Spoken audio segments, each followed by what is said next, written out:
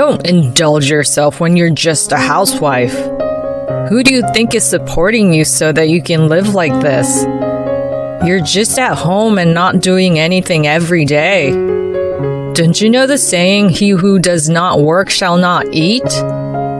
Despite quitting my job at my husband's request and becoming a full-time housewife, he barely gives me any living expenses and won't let me work. Aggressive and domineering, he would belittle people and laugh at them. This was my husband's true nature. I can divorce you anytime I want. You probably can't make it on your own as a full-time housewife with nothing to offer, but if you serve me well, I'll let you stay in this house. Aren't I a nice guy? Show some gratitude. Usually, I would say, "You're right. Thanks to you. I appreciate your hard work." There was no falsehood in those words of gratitude. I had faint hope that we would one day respect each other. But now I've reached my limit. I'm going to indulge myself. What? I'll divorce you and make money on my own to indulge myself. What are you talking about? Now I'll show him my true nature. My name is Nancy, and I'm a soon-to-be 30-year-old housewife. I've loved clothes and drawing them since I was a child. I would often draw clothes I wanted to wear when I grew up on the drawing paper my mother bought me. Whenever I was asked about my future dreams in elementary school, I would say I wanted to be a fashion designer. After graduating from a fashion design vocational school, I worked at a general company. Of course, I had hoped to work for a fashion design company to make use of what I learned at school, but it seemed I had no luck at that time, as I unfortunately failed the final interview. Lacking the courage to try again, I ended up working for a company unrelated to fashion design. Around the time I got used to working as an office worker, I met my current husband Darren, who was in sales. I was in administration, so I didn't have much direct contact with the sales department, but we happened to sit next to each other at the company's year-end party, which was the start of our relationship. From then on, whenever we passed each other in the company, we'd exchange a few words and gradually became closer. Eventually, after going out to eat several times, he asked me to date him. About a year after we started dating, he proposed and we decided to get married. Now we live together in a rented apartment, just the two of us. We don't have any children. I thought having children would be fun, but he doesn't like kids. I can't force him, so there's nothing I can do about it. My friends often tell me that if I want kids, I should leave him, but I'd rather be with him even without kids. I loved his straightforward personality with a touch of kindness. However, about a year after we got married, he changed. I quit my job and became a full-time housewife right after we got married because he strongly wished for it. His mother, my mother-in-law, was a successful career woman, but he didn't seem to like that. It appears that coming home from school to an empty house during his childhood still casts a shadow on his heart, and he wanted me to be at home to welcome him after work. I didn't have any particular dislikes to becoming a full-time housewife because my mother was one. On the other hand, I had started to find my job rewarding, even though the company I joined wasn't my first choice, and it was hard to leave. But I understood how he felt. Coming home tired to an empty house must be lonely. I didn't want to make him feel that way since I loved him. So I quit my job and became a full-time housewife. And about a year after becoming a housewife, his behavior suddenly changed one day. Hey Nancy, you're a housewife, so don't waste the money I earn. What's gotten into you? I'm not wasting money. I genuinely didn't know what he was talking about, so I responded that way, and he raised his voice. Don't talk back. You're just a housewife. Who do you think is supporting you so that you can live like this? You're just sitting at home all day and not doing anything.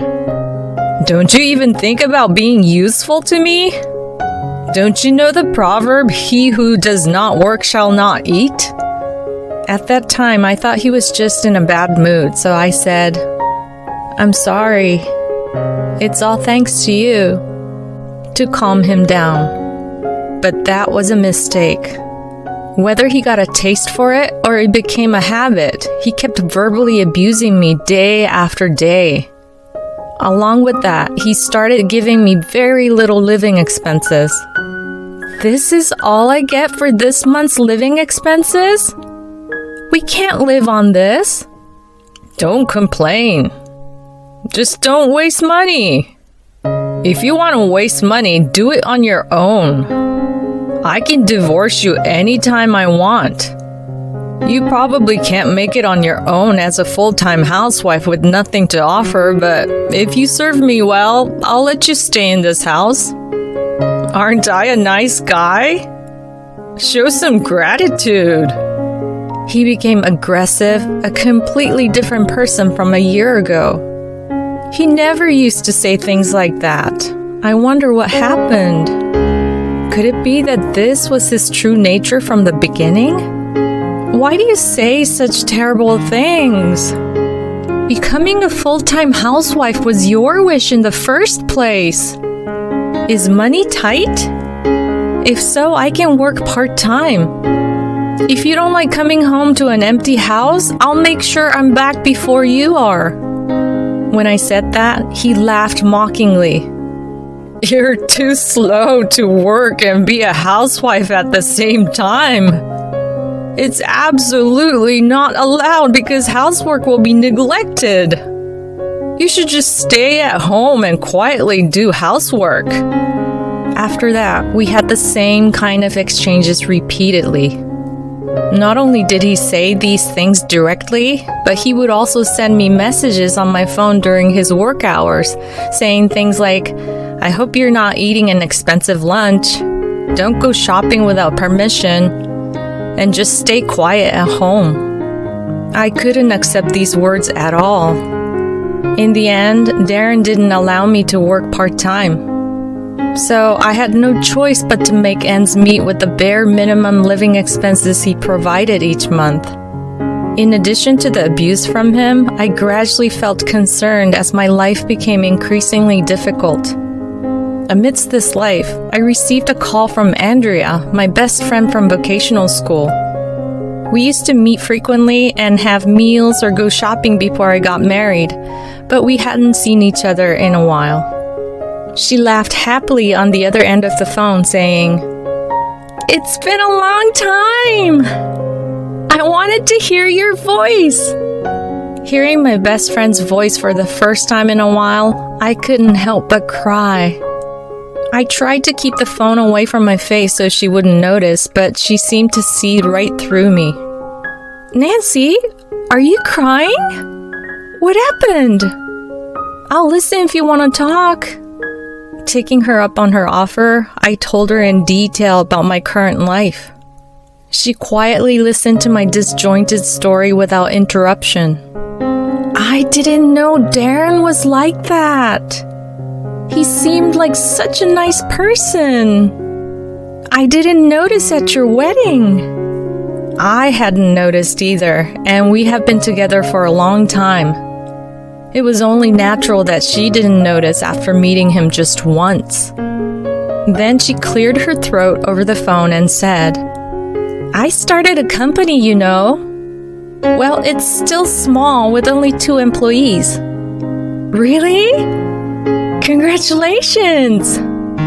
You've always wanted to start a company since we were students. Thank you. I have a favor to ask you.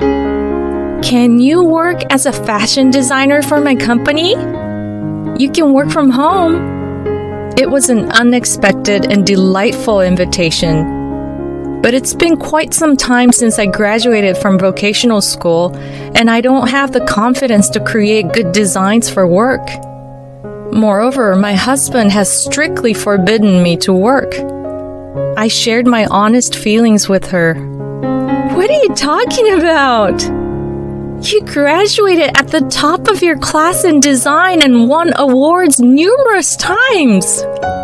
Besides, it'll be fine if you keep it a secret from your husband. Just think of it as helping me out. Please. After much deliberation, I eventually gave in to her enthusiasm and agreed to help her with her work.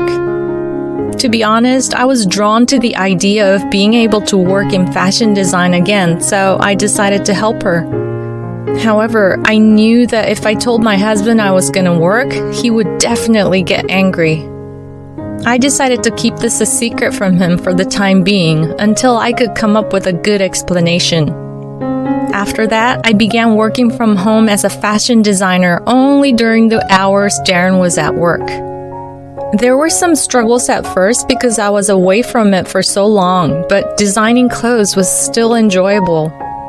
I diligently worked through trial and error, and before I knew it, half a year had passed. I realized I was earning enough to be independent without relying on my husband's income. Of course, that was thanks to Andrea. She had promoted and introduced work to me, an unknown designer, which allowed me to earn this income. That's when I suddenly thought, is there any meaning to being married to Darren? The abuse continued even after I secretly started working in fashion design, and some months our living expenses were barely enough, if not in deficit. If I were unemployed, without a place to go, and without savings, I would have to rely on him, but now there's no need for that. Wouldn't it be better not to have a husband who lacks empathy and does nothing but insult me? That's it. I'll get a divorce. It felt so natural that I wondered why I hadn't thought of it before. It was as if my vision had suddenly cleared. While my resolve was still unwavering, I called Andrea to declare my decision. Andrea, I'm going to divorce Darren. I've decided to become independent. Finally, you've come to your senses. It's definitely better that way. I'll help you, so don't hesitate to ask if there's anything I can do. With her encouraging words in my heart, I promptly presented Darren with a completed divorce paper that very night. He sprang up from the living room sofa where he had been lying down without even changing his clothes after coming home from work. I placed the divorce papers on the table in front of the sofa. He snatched them up and looked at them closely before throwing them down roughly. What's this? Don't be stupid and talk about divorce. You should be serving me as a housewife for the rest of your life. It suits you perfectly. Besides, how will you live after the divorce? Where will you live? What about clothes? Food? You don't have the money to make it on your own after the divorce, do you? I can't live with you anymore. I became a housewife at your request, but I can't stand being insulted and ordered around. And don't worry about the money. Take a look at this. I shoved something in front of his eyes. Nancy, why do you have so much savings? Were you working behind my back? His eyes widened as he looked at the bank book I presented. Yes, these are the earnings from the designs I created and sold. I used this to supplement our living expenses when there weren't enough. Are you grateful? As I said this, Darren, who had been sitting on the sofa, rose abruptly.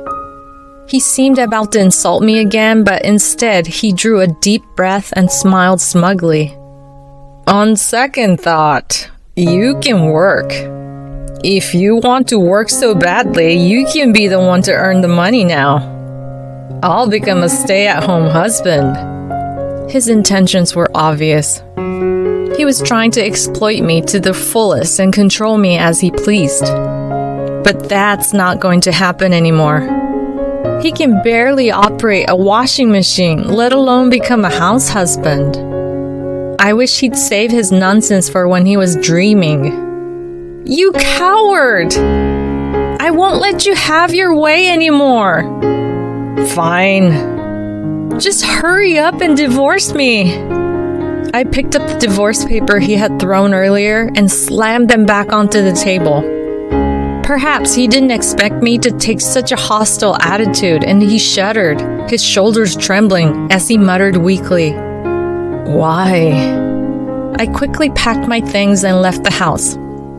Thankfully, Andrea let me stay at her place for the time being. At first, Darren, who had been served with divorce papers, grumbled, "I don't want a divorce. I was deceived."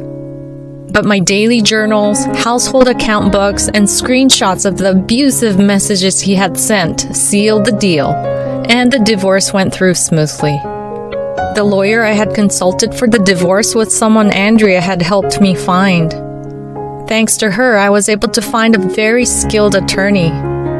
I really couldn't thank her enough for all she had done for me. When I told her this, she laughed heartily and said, "Don't worry about it. We're best friends. But if you really want to repay me, you can do it through your designs." About half a month later, I found a new place to live. Thanks to her aggressive sales efforts, I was able to greatly increase my opportunities as a fashion designer. Of course, I still have a lot to learn and little experience in taking on jobs, but I'm sure my future is bright. And from what I've heard, Darren's life after the divorce has been miserable. First of all, with me gone, there was no one to do the housework, and the room we used to live in quickly turned into a garbage-filled mess.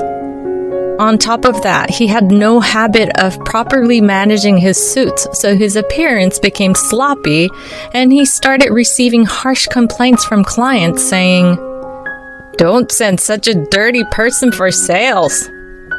Furthermore, the complaint issues spread within the company, and his colleagues and subordinates began to distance themselves from him. He was eventually transferred from the sales department to warehouse management. Unable to bear it, he ultimately resigned voluntarily. Without any income and unable to manage his money properly, he quickly found himself in debt and was evicted from his apartment. He is now said to be struggling even to find food for the day. In fact, there was one time when he barged into Andrea's company. I was working from home at the time, so I wasn't there. When she spotted Darren walking around yelling trying to find me, she used her expert judo skills to throw him off. She then promptly reported him to the police, and he was taken away quietly. I was surprised when I heard about it later, and I worried whether Andrea would be targeted for revenge. But at the same time, I felt relieved.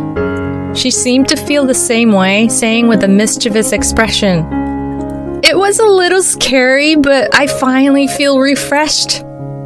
After all, I have to make sure he pays for all the suffering you went through, right?" I may have failed in my marriage, but I was able to gain something much more precious.